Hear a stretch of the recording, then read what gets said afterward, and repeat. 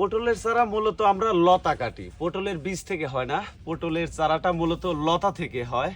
যখন পুরাতন যে ডাটাটা থাকে দেখতে পাচ্ছেন, এই যে পুরাতন লতা, এই লতাটা আমরা রিং করি ভিতরে। আমি একটা চারা বের করে আমি আপনাদের দেখা দেব। এই দেখেন চারাটা, দেখেন কি সুন্দর চারা। এই চারাটা আমরা রিং করছি ভিতরে, দেখেন পর্যাপ্ত পরিমাণ শিকড়।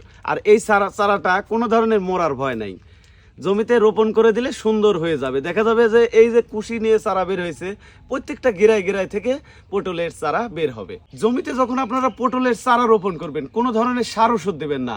সার ওষুধ দিলে দেখা যায় নষ্ট হওয়ার সংখ্যাটা বেশি থাকে, কারণ হচ্ছে এটা তো লতা, বীজের চারা না। সার ওষুধ না দিয়ে শুধু সাদা মাটিতে লাগিয়ে দিয়ে পানি দিতে হবে। যারা 20 দিন পরে সার দিতে হবে। 20 দিন পরে সার দিতে হবে। 20 দিন পরে সার দিতে আচ্ছা, হবে। যখন আমি এই বীজতলা তৈরি করব, হ্যাঁ। তখন এই বীজতলায় কি কি কাজ করতে হবে? বীজতলা যখন তৈরি করবেন তখন হচ্ছে বাসুডিন, ফোরাডান জাতীয় যে মাটিতে চেরা বিষ মারার জন্য দানা বিষটা আছে, এই দানা বিষটা ব্যবহার করতে হবে।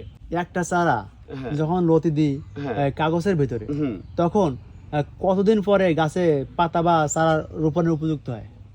একটা চারা যখন আমরা এই পলিব্যাগে ঢোকাবো, এই যে পলিব্যাগটা ঢোকে পানি দিব, জাস্ট 1 সপ্তাহের ভিতরে গাছ বের হয়ে পাতা হবে।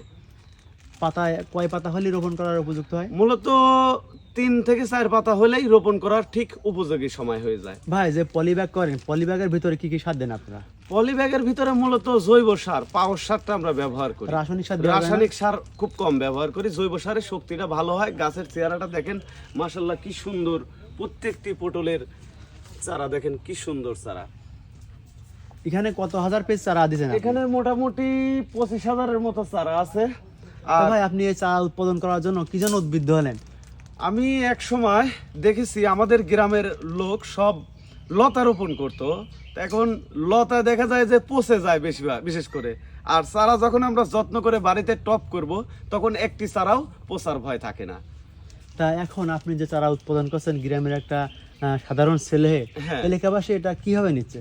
এলাকাবাসী সব আলহামদুলিল্লাহ খুবই ভালো চোখে দেখতেছে, সবাই খুব ভালো ইয়ে আপনার কাছ করতেছে। থেকে কেউ চারা নিতে চায় কিনা? আমার কাছ থেকে আল্লাহর রহমতে অনেক চারা নিচ্ছে। গ্রাম আমাদের জেলায় পড়াইডা লোকই আমার কাছ থেকে চারা নিচ্ছে, এবং বাইরে যে চারাগুলি দিচ্ছি, এই চারাগুলি মোটামুটি আমাদের কাছ থেকে নিচ্ছে। আপনার এই চারার মান কেমন? চারার মান আমার কাছে একটা জিনিস গ্যারান্টি, সেটা হচ্ছে খাটো জাতের আছে, লম্বা জাতের আছে। তার ভিতর বাড়ি 2 যেটা আমার কাছে, ওইটা লম্বা। এই পটলটা কালো হয়, দেখতে সুন্দর হয়। আর একটা আছে আলমডাঙ্গা, এই সাইডে যে আমার চারাগুলি দেখতে পাচ্ছেন, আলমডাঙ্গা পটল, যেটা হচ্ছে আপনার খাটো হয়, মোটা হয়। আপনার কাছ থেকে কেউ যদি চারা নিতে চায়, দিতে পারবেন? হ্যাঁ, চারা দিতে আপনার পারবো। নাম্বারটা বলুন তাহলে। আমার নাম্বার হচ্ছে 01744690432।